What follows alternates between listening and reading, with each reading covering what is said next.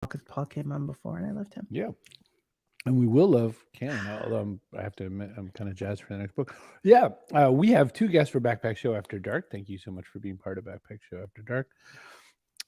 And we are doing this show because we have Tall Paul. Tall Paul is an Indigenous hip hop artist. He has already been on the show once before with JB, the First Lady, and our new guest, Caelan Huntress, who wrote a book called Marketing Yourself: How to Elevate. So that is not what he mentioned when he wrote you. He was like, also, I was a circus acrobat. I was an acrobat, right? I just ignored it because he was also an acrobat. I was like, yeah, circus people are, there are people. You have to know about them. Carny folk. Yeah. And boy, I've had a blessed day today. A CEO kind of popped back into my life at, what should be Friday afternoon. But my favorite Squarespace developer from Scotland. Okay, there's Chloe. I guess we should start our show, huh?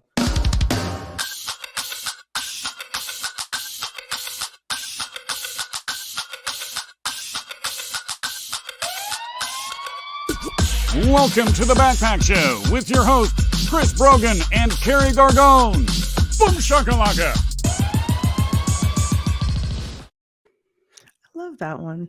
We have two to choose from, but I really like that one. So I like seeing Sister Anne Flanagan and Butterscotch and the crew right there. What's the other one look like?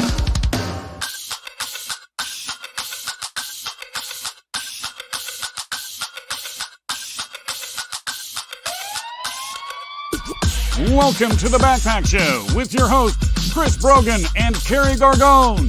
Boom shakalaka! That one has Santa. Do you remember when I first made that and I made us watch that like about 80, 70 times? Yep. Yeah. Sure do. What am I going to say? I know. So two guests, like the old days. I was just talking about this today, how we used to do two guests 5 days a week and we saw about everything. So, all right. It was shenanigans. It was shenanigans. Yeah, we'll grab Tall Paul. Yeah, we didn't even arrange that, but you're right. Tall Paul's the right answer for right now. So, Caelan, if you get a sandwich or something, come back. We'll be here. Don't wait. Oh, and I almost forgot. Guess what? Just before pushing the Tall Paul button, we're sponsored by StreamYard. If you want to make a show just like this one, you could even be smarter than us. cbrogan.net/StreamYard. You could make a show. It's funny. You want to do an audio podcast? You could be like a pea in a pod. Castos.com. Our friend Matt Medeiros works over there. And we were like, hey, we'll use your damn thing. And he goes, cool, man. Cool. We are still sponsored. I don't know why. By the people from Dot Online. They contacted me out of the blue because I said to Kerry, I said, maybe, I don't know, maybe we're not using that right now. And they said, nope, we renewed it 2 more years. So cbrogan.net/online. Use code Chris. Nice. Any way you want to type that, and you'll get 99 cents. No, it has to be all caps. I don't know why, but if you want the discount, all caps. And it's worth it. Yeah, I guess so. Research. Okay. Backpack Show After Dark. Hey, look at that. It's a subliminal advertising portion of the show. Yeah. Dude, why are you touching buttons that are not your buttons? I had to touch? Sorry. Tall Paul. Here you go. I can push buttons. There's Tall Paul. Hello. Hey, how's it going? Listen, so good. You got music back out there. I mean, because for a little while you were, talking about personal wealth and doing all this other stuff, but I guess you were secretly making the next album and that sort of thing. What were you doing? Secret. No. Or soon, I don't know. Soon. Yes. So it's about 5 years in the making. Been doing a lot of research on Jim Thorpe and then also writing raps about him. So yeah, I've been working on an album about Jim Thorpe. For those who don't know, he's an Olympic gold medalist, NFL Hall of Famer, former Major League Baseball player, ballroom dance champion, pretty random. But he's a Native American athlete, and he was somebody who inspired me as a young kid. So, yeah, I dedicated an album to him, and it's coming out next month, November 18th. November 18th. I jumped the gun a little. I just got excited because I knew it was coming. Yeah. He was part of Sac and Fox Nation? Yeah. Yep. And also Potawatomi. Oh, you see, you just went past my knowledge base right there. So I got it. So you researched for it though, so you said it's been a long time in the making. How much work were you doing on it? Like how many hours have gone into this? Oh, I felt like I was in school again. I felt like I was in college again, but like just reading books, watching like interviews, I even got to the point where I was in communication with one of his children's caretakers. You know, I'm not sure if they're with us any longer, but this was a few years back. But I got pretty deep into it, just, you know, reading books, watching documentaries and interviews, doing as much as I could, you know. But yeah, it was pretty scholarly. Because you wanted to do it right. Yeah, definitely. So when you go about doing that sort of thing, I mean, so I can't look at all this. I can't rap. I can read other people's raps. I could do 99 Problems without even looking at the karaoke screen, Paul. So like I get a little bit of props. That's on a LinkedIn skill that you put at the top. I did, and you and I are both followed by Chuck D. So like we know that, you know, we have bona fides there. But wow, what do you start with? Like, I think I'm gonna do an album where I'm gonna talk a lot about Jim Thorpe. I'm gonna go do some research, and then you immediately go back to I have to rhyme the word Thorpe. I guess I didn't think that specific about it, but yeah, that's kind of what happened. I probably did rhyme the word Thorpe a few times. With like Steve Miller rules, like kind of rhymes, not exactly. Yeah, there's some off rhyming, there's some complex rhyming, some simple rhyming, probably. Yeah. But you're on TikTok, so if people want to check it out, can they see like little bits of it? I mean, I know you do other stuff on TikTok. Yeah. No, I have released little snippets. There are 2 songs from the album already out. One of them is titled Someone Great Who Looked Like Me. The other one is titled Oorang Indians, and that's spelled OORANG and then NDNZ.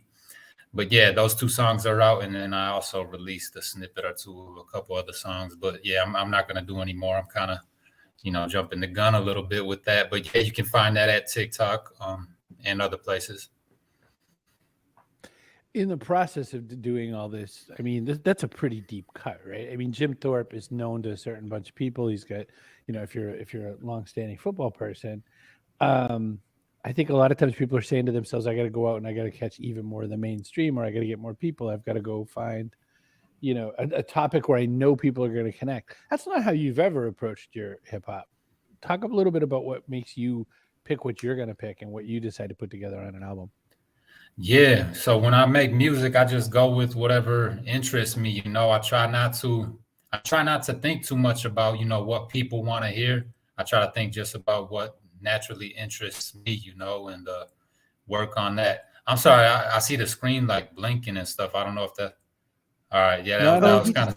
He just made you big. I think. Oh, okay. Okay, yeah, it was doing some like crazy flashing thing, so it's kind of throwing me off. I was like, did I like get dropped or something? But yeah, so when I get into album mode or even just song creation mode, you know, it's just a natural matter of whatever's inspiring me in that moment. I try to make the music for myself first, and I know a lot of people will say that kind of cliche thing. It's not about me or whatever, but I know my music needs to be about what I'm interested in first. And then, you know, if people relate to that and connect with it, that's awesome, you know, and that's just so how it happened to be so far.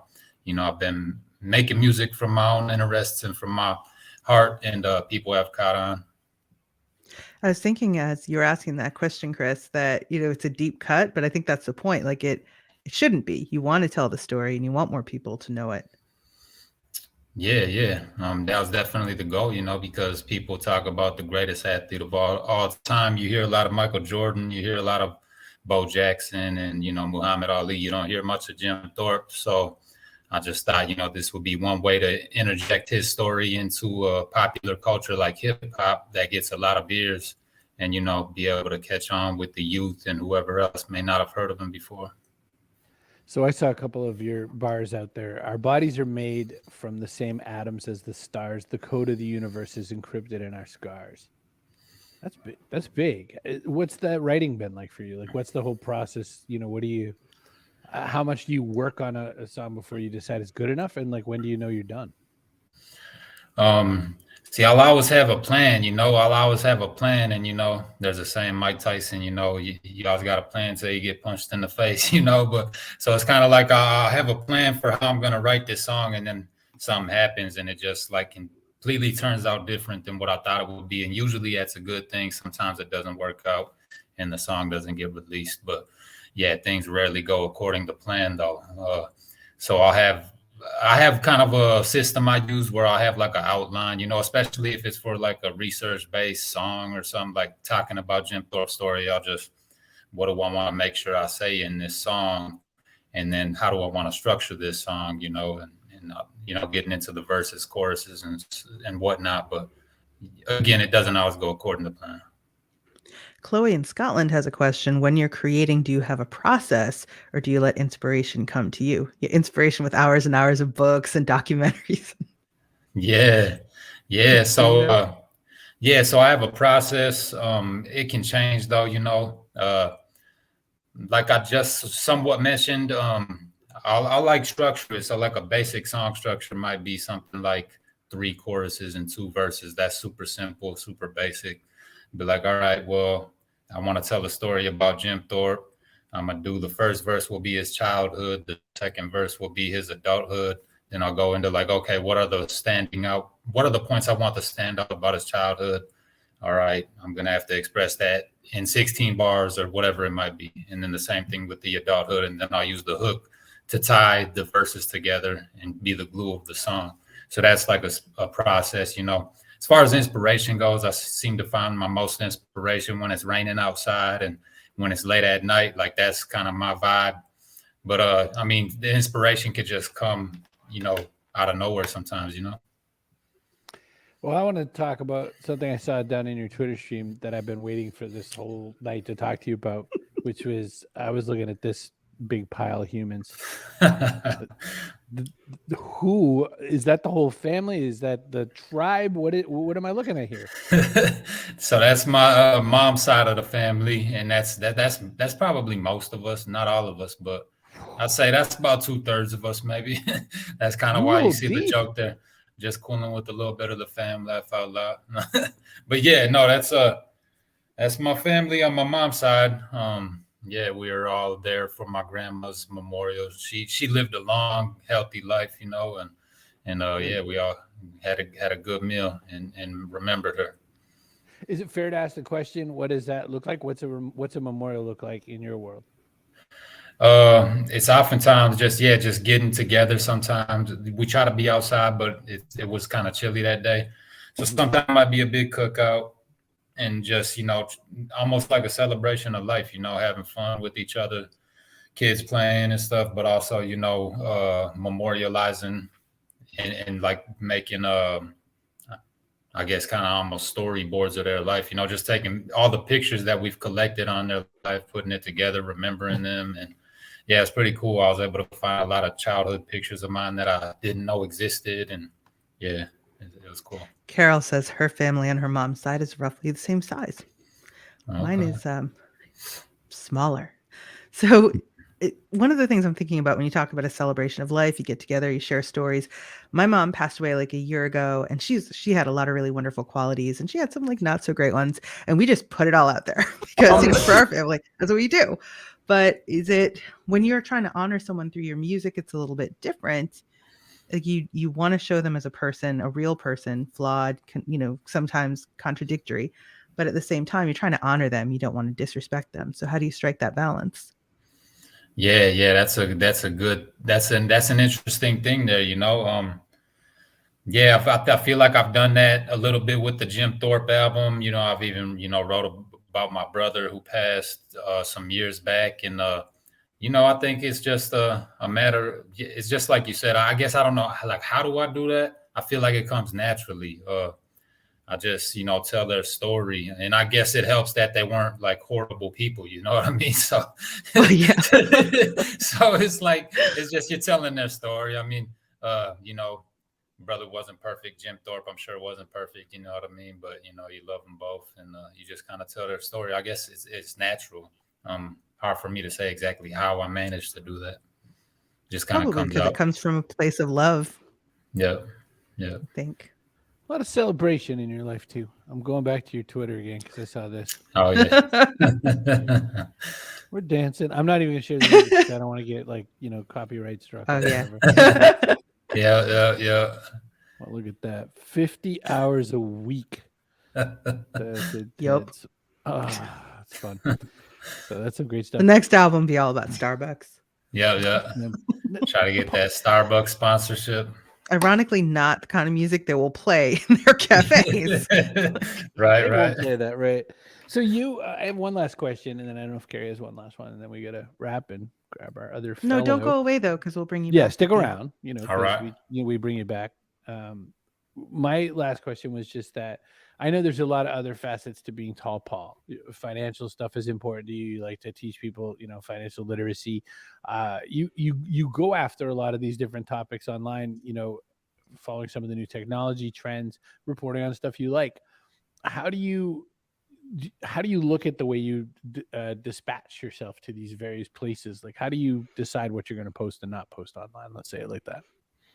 Oh, I'm probably not too strategic, which I probably should be. I just kind of, I get inspired. I learn something new, and then I'm just like, I got to tell people about it. And I feel like I've chilled out on that a little bit, but yeah, that's kind of, the gist of it. I learned something. Sometimes I put more thought into it. Like I think when I first started learning more about like index funds and stock investing and things of that nature, I made a post about a stock market and an Indian taco, because we have a food we call an Indian taco where we'll put normal taco toppings on top of a fry bread. And then I was like, all right, well, the fry bread, that's kind of like I think I expressed it as like an index fund inside of a taco. Like, the fry bread is essential. It's got to be, you got to have that index fund, like that safety net that's got all these different companies in it that's going to, give you what is it? A variety of stocks. I'm missing the word right now. Oh, but diversification. Anyway, diversification. There you go. And then you got at the top, like there's these little things that you can pick and choose from if you want it or not. Like, some people don't like tomatoes. Some people don't like onions. You know what I mean? That might be like your volatile stocks or something like that. You might want a little bit of that, but not too much, So I'll do stuff like that. That's more well thought out. But other than that, I just try to post whatever inspires me. That's a mess right now. So I mean, your taco, everybody's taco is a mess right now. Yeah, it's a mess. Like you without it. What's next? Have you already got an idea what you want to like? What your next album will be about, or who it will be about, or are you just kind of like exploring life and waiting for something to grab your attention? Yeah. So next, I don't necessarily have a plan yet for the next album or anything. I have an idea of like a couple, maybe a single or two that I want to try to make and release within a short period of time after the album. I want to give the album enough time to breathe, and be heard for a few months or so. But then after that, I have an idea that there was these two hashtags that I had been using on social media a lot.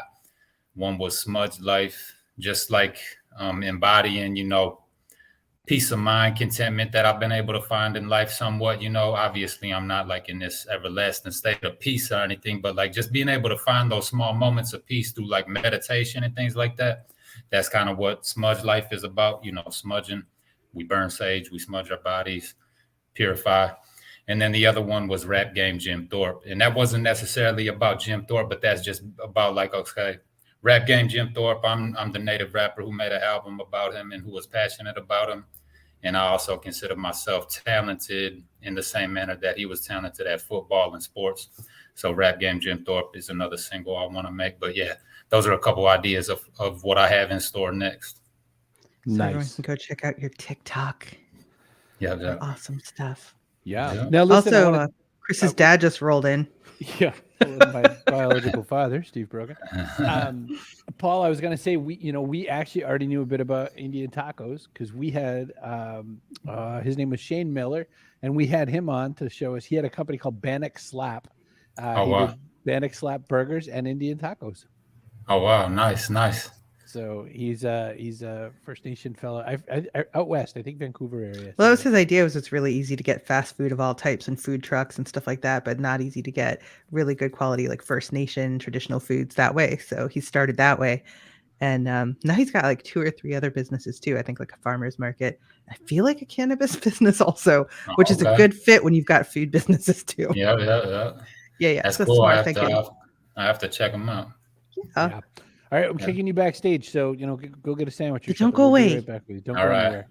All right. This next part of the show is not brought to you by Just Iced Tea. This is my buddy's company. This is Seth Goldstein, who did Honest Tea, and sold it to Coke for over $1 billion. Oh yeah, we had him on. We had him on too. And Chef Spike Mendelsohn and his other co-founder, Barry, I'm not going to remember Barry's name. But, these are the guys who did Honest Tea. And then a couple, 3 months ago, out of nowhere, Coke goes, we're done with Honest Tea. We're not going to do it anymore. Okay. These fellas had a clause that said, well, you can make any tea you want after we stop making your tea. And you just can't call it Honest. So now it's just iced tea. Get it? Justice. Just Do iced tea. get it. Do get it. This is my last one, though. Original. Uh-oh. Carol liked my question. I missed out. Yeah. Thanks. So shall we? The New Caelan Zealand Huntress is sensation. coming. And I got to tell you something. He's got some prep. I've seen some prep. He's got some things. Kerry, push that button and I'll push my button. Oh, hey guys. Oh, hey. Oh, hey, didn't see you there. What are you doing here? Oh, wow. Didn't know you'd It's be like here. the corniest way to enter a stage is you see the performer, look at the audience, and oh, hi everybody. This isn't made up and contrived at all. Chris's mom rolled in just in time for Caelan. Your parents miss tall Paul. Your parents are tardy. My parents are tardy. They don't feel tardy. So listen, I dragged you in here because you have a book. You have a book called Marketing Yourself. I have one. You have one. I don't know. If only there was like a place where you could get a book. Maybe you forgot your copy. I don't know. You can get a free chapter at marketingyourselfbook.com/free chapter. Caelan, where would you get this book if you were going to get this book? I'm cueing you for the thing we did backstage. I don't know. Well, I'd probably ship it because I really like having physical books. I'm a big fan of having something that I can put in my hands and use, like if I want to reach into my library and pull out a book, then I want to have my physical copy. Love it. I do. I have a fair few sitting here as we speak, actually. I have last week's guest, Elaine Alec, author of Calling My Spirit Back. Let's check that one out. That's a good one, too. Who was the one you did was Blood Pools in the Feet or whatever the heck that one was called? Oh, Dark Blood Comes from the Feet. Emma J. Gibbon. It's a compilation of horror stories that you won't sleep probably for a solid few days. So check that one out. But I was very confused at first because I thought it was like a novel and each story was a different story. So I started the second one and I was like, what the hell does this have to do with anything? And then I realized the whole other story. I'm a little slow. I'm slow. So you did that. And meanwhile, every time I hear the name of her book title, I always sing a Guar song, the chorus of which is Death Pod Comes from the Sky. Because dark blood comes from the feet.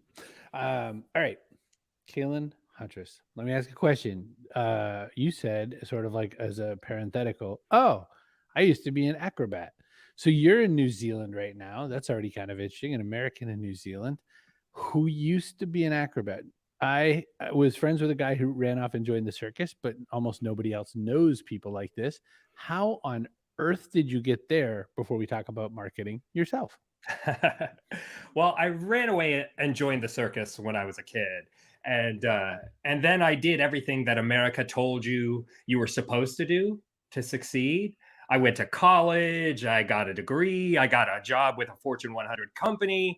I started having kids. I got a mortgage and then lost everything. And America broke us. And so I took my 2 kids and my pregnant wife, and we went to Costa Rica, where we had an anchor baby. He's a citizen. We're all permanent residents. And we got healthcare for life, protected from that very American danger of going bankrupt from medical bills. And so it was great. And that's where I started my digital nomad journeys. And but Costa Rica wants to eat you. It's got bugs and spiders and snakes. And when you have 3 little kids, it's really stressful. So we thought, what if this is completely different? And we went to New Zealand, where there's no natural predators. And we came here 5 years ago, and it's been great. There aren't like giant spiders and stuff? Because I see it all over YouTube. No, Australia, not New Zealand. Whole other world. Yep, that's the one. Damn. Yeah. I wish you told me that in June. And by the way, as one of my only other New Zealand friends ever told me, New Zealand was pretty much one of the only cultures that did a great job of trying to integrate with their indigenous peoples, the Maori, which is not the story you could say in America and not the story you could say in Australia or several other places. So. Yeah, it's really amazing to see that distinction because there's this equality between the cultures. They still have problems. They're still racists and there's difficulties, but the Maori have a seat at the table. And seeing the indigenous culture here negotiating equally with their colonizers, it's been a very big change from what we're used to in the States. I have 1,000 questions. Well, I thought I would you have know, about I know you have 4. questions about. I was Go going to ahead. say dumb things, but that's insulting. But about like getting into contorted positions as an acrobat and stuff like that. But book first. Well, I know I got to ask a book question or two. Okay. But that's what I was going to ask though, and I think it could be an insulting question, but I'm going to presume you're not going to think it's insulting. You're a world traveling digital nomad who wrote a book called Marketing Yourself, which is right down the middle. Here's my framework. Here's my structure. Here's my whatever. And we talked backstage about a second book, which we may or may not want to like blow the horn about yet. We don't have to. But what I'm getting at with this question, Caelan, is you're a pile of things. Yeah. Why this book first? Why this to go after? Like, what's the grand plan? Because you don't strike me as a person without a plan. I do have a plan. One of the challenges of being a polymath, Chris, and you probably run into this as well, is when there's a lot of different things that you're interested in, it's a challenge to show just a side of yourself in a way that you can build an audience. Because if you show too much, you confuse your audience. And so finding a way to show the right side at one at a time, I found that's been a lot of my journey. And I've been a marketer for 10 years, and I wrote this book to kind of codify my knowledge in marketing. And I've got a 5-book plan. And now I'm 1 book into it. So there's a lot of stories I want to tell. There's a lot of sides of myself that I want to share. But I wanted to start with establishing my credibility. Skip to the 5th one, because that's going to have some wild crap. It's got to. By the time you work your way through the circus days and the marketing stuff. I mean, what are we looking at? Chips, dips, chains, and whips. What's in book 5, Caelan? I want to sneak Book peek. 5 is called Runaway. I definitely want the these story in the of reverse why order. I run away. I know. People tell me this, but there's other things I want to say first. You know, I want to build my audience intentionally and Then gain the credibility with to the say the things tantalizing book, Caelan. Okay, no. I'm with Kerry on this for sure. But let me ask you a question. In your travels, were you for entertainment or for profit ever a busker? all the time. Yeah, Yeah, okay. I've got a chapter in here about busking out. Yeah. Indeed. So that's the lineup for the book. But is this book that throat clearing experience that happens when buskers have to drag more people in first? Is that why this is part of the 5-book plan? Well, you know what's so funny, Chris, is that the experience of gaining the attention of an audience is very similar to marketing, where you're gaining the attention of a demographic, but you're not limited by the people who are passing by. You have to figure out how to share a message in a way that the right people will say, hey, let's go listen to that guy.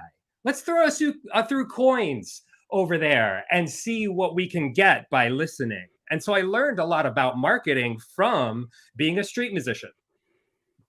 What's the least appropriate place you've ever juggled? Like at a court hearing or like at a New Orleans funeral? Like, I just want to know.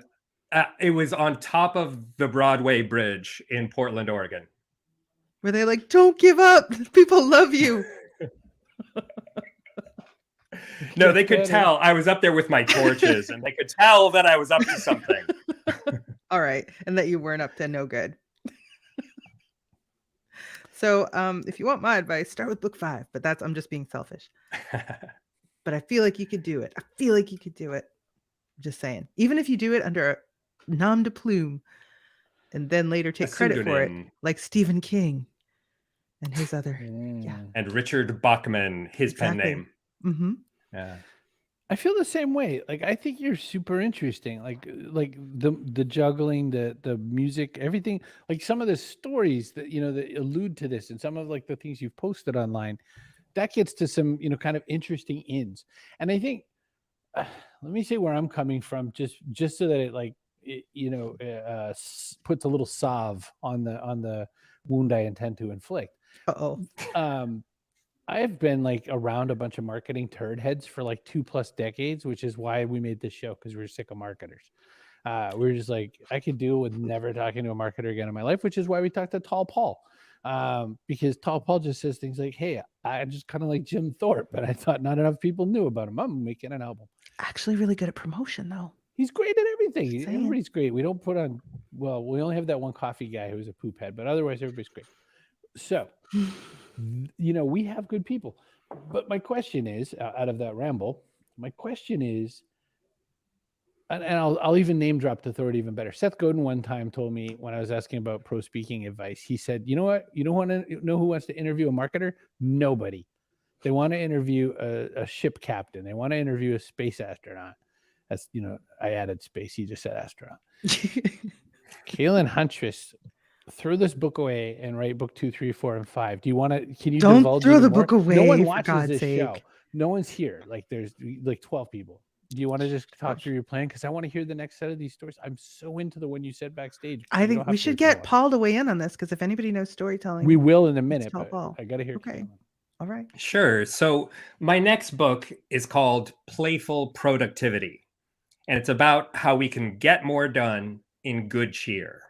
I do a lot of work with virtual events and helping people lead better virtual events. And so some of my productivity training is actually focused on play and how to gamify your work. And so that's going to be my next book. When I gave a keynote on this recently, there was a sketch noter in the audience, and they drew Yes. this. I And, love that. Let me make it big. yeah. Woo. So this is a lot of the concepts that I talk about in Playful Productivity. Big thanks to Interaction NZ who did this. While I was giving a keynote, they were doing this live. And next month, I'm going to be writing the manuscript to this. And then my plan is to publish this next year, to publish another book called Life Balance, about how work-life balance is a false dichotomy, and it's actually work-play balance that we need to equalize. And then when I have the time and the space for lots of therapy, then I'm going to write Runaway, because I've got some traumatic stories to tell that I'm not ready to share yet or to relive. So my plan is to get my feet under me as an author with some other topics that can bring me work for my business, and I'll tell my full story later. I have to ask this. Has anyone ever pointed out that you could probably do a murderously good John Mulaney impression? No, nobody has, but thanks. I'll give that a try sometime. You just did. I feel like There John has that perfect diction, and he does his voice just like that. And I was like, you're like spot on. It was impressive. You know what I'm saying, that I truly mean that as a compliment. I love John Mulaney. Kerry loves John Mulaney. Too. You are a very practiced person. So to think about that second book about play and all that, and to think about like where you've come from, and even maybe this book Runaway that comes forward, what is the process for Caelan to be like the polished entertainer? And then how do you let yourself be the raw material that becomes a polished entertainer? Like how does that work? Great question, Chris. For me, a lot of it comes back to improvisation. I need play in my life. I need to explore. And so I make sure to spend plenty of creative time every day doing something to play. But my polished performance, it comes from growing up in the theater. I've done Shakespeare in the Park dozens of times. I went to the Del Arte International School of Physical Theater. And so performing is in my blood.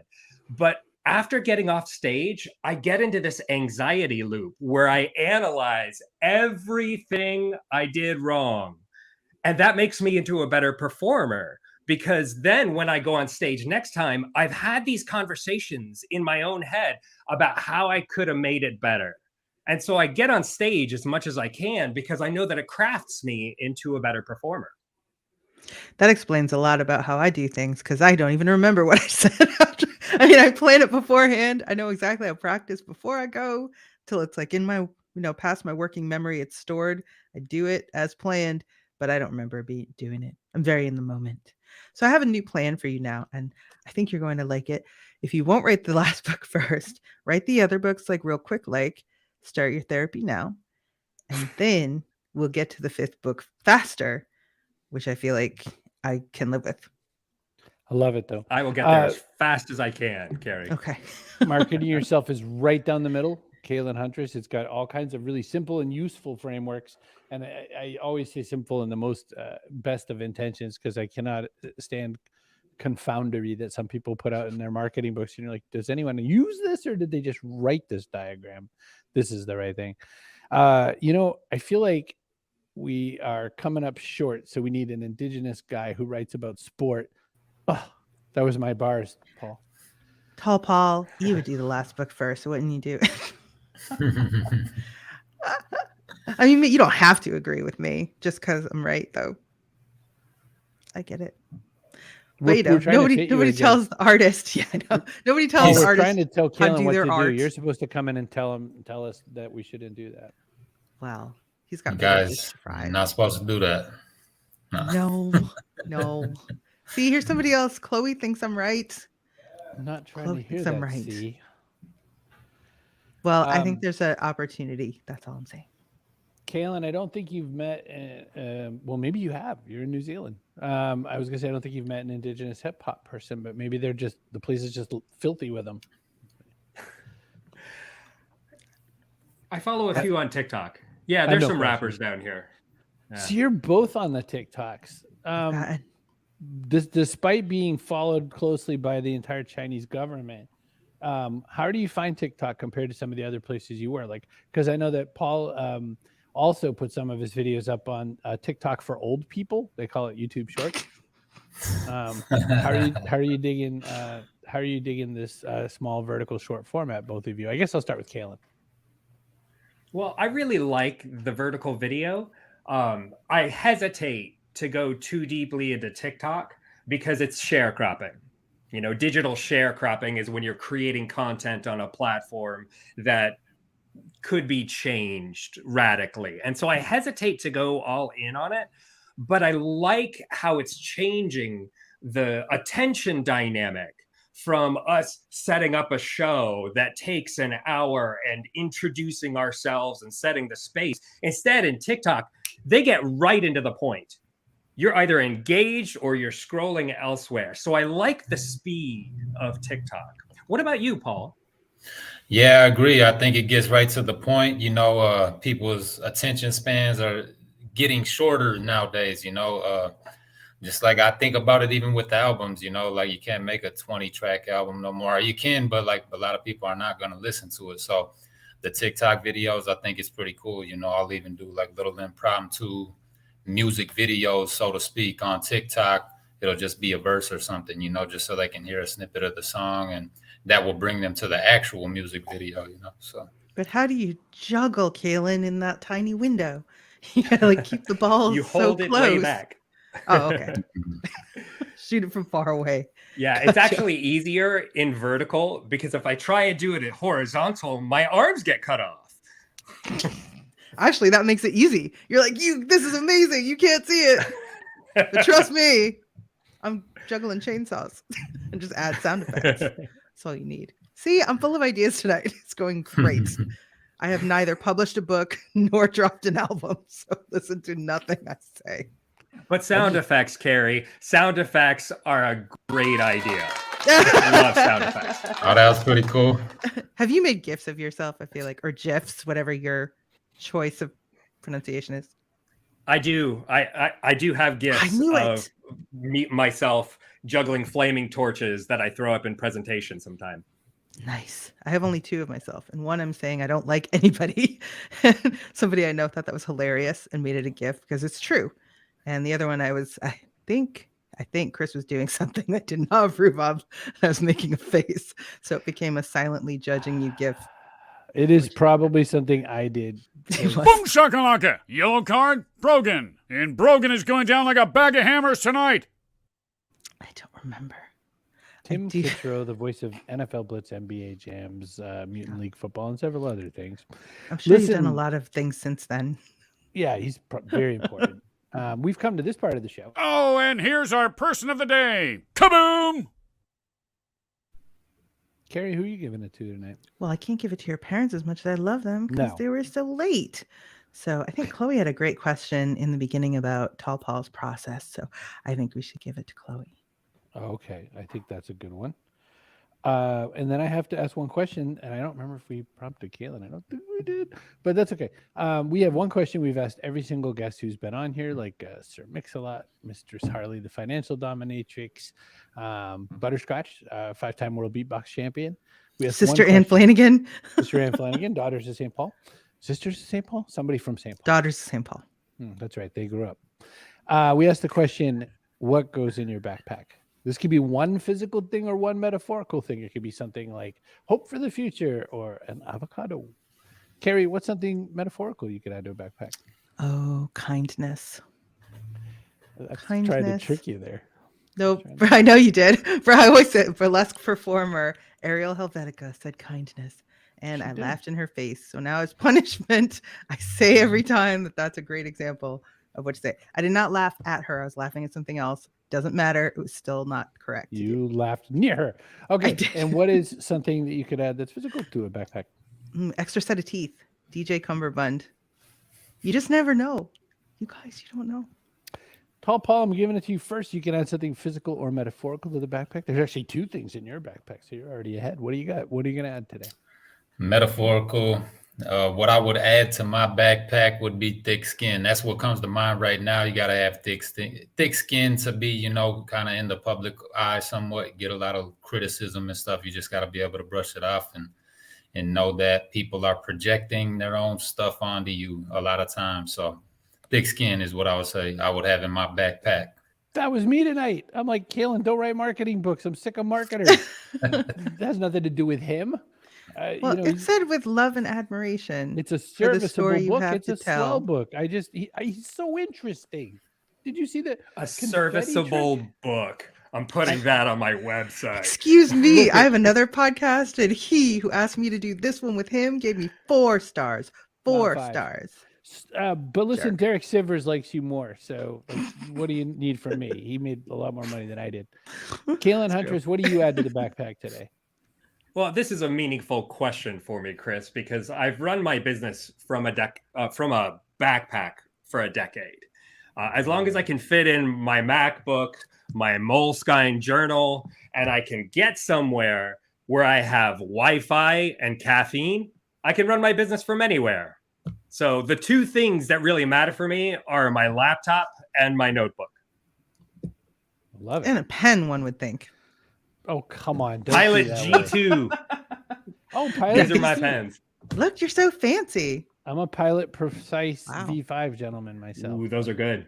Those are y'all good. Are fancy. What have I have this one. I don't even know what this is. It says artisanal ink. I'm like, I don't know what that is. But it was a gift. So I was like, thank you. It's perfect. Where was that made? In Brooklyn? I don't know. Like I said, it was a gift. I don't remember. From my friends at Adobe. Your friends at Adobe can, let me tell you. Japan.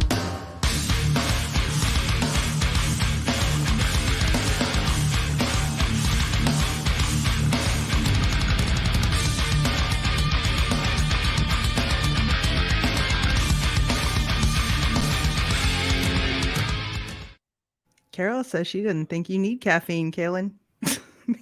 Well, there we go.